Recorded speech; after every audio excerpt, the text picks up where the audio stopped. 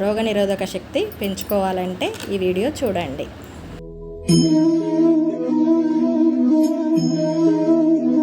Hi అండి, అందరికీ నమస్కారం. ఈరోజు ఒక స్వీట్ రెసిపీతో మీ ముందుకు వచ్చాను. అదేంటో తెలుసా? పప్పు బెల్లం. ఇది తయారు చేసుకునే విధానం. పప్పును మంచిగా నానబెట్టుకొని ఉడికించుకోవాలి. ఉడికిన తర్వాత సరిపడా బెల్లం వేసుకొని, కొద్దిగా యాలకుల పౌడర్, నెయ్యి వేసుకొని కాసేపు వేడి చేసుకోవాలి. తర్వాత స్టవ్ ఆఫ్ చేసుకొని వేడివేడిగా ఉన్నప్పుడే తినేయాలి. చాలా రుచిగా ఉంటుంది. ఇలా తినడం వలన చాలా ప్రయోజనాలు ఉన్నాయి. అవేంటంటే, సాధారణంగానే బెల్లం ఆరోగ్యానికి మంచిదని తెలిసిన విషయమే. రోజు బెల్లం తినడం వలన శరీరంలో రక్తం పెరుగుతుంది, అలాగే శుద్ధిగా ఉంటుంది. రోజు ఉదయాన్నే బెల్లం తింటే గొంతు సాఫీగా ఉంటుంది.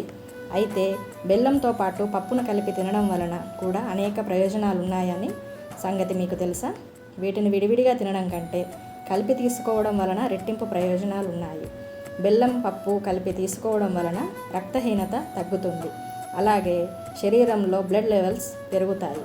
అలాగే రోగనిరోధక శక్తి పెరగడమే కాకుండా జుట్టు రాలే సమస్య కూడా తగ్గుతుంది. వేయించిన పప్పులో ఐరన్, ప్రోటీన్ పుష్కలంగా ఉంటుంది.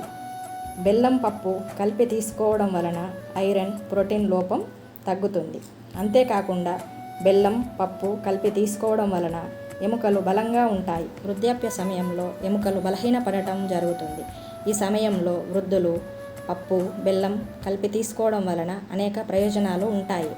ఐరన్ లోపాన్ని తగ్గిస్తుంది. బెల్లం, పప్పులో ఫైబర్ కూడా ఉంటుంది. ఈ రెండింటిని కలిపి తీసుకోవడం వలన జీర్ణక్రియ మెరుగుపడుతుంది.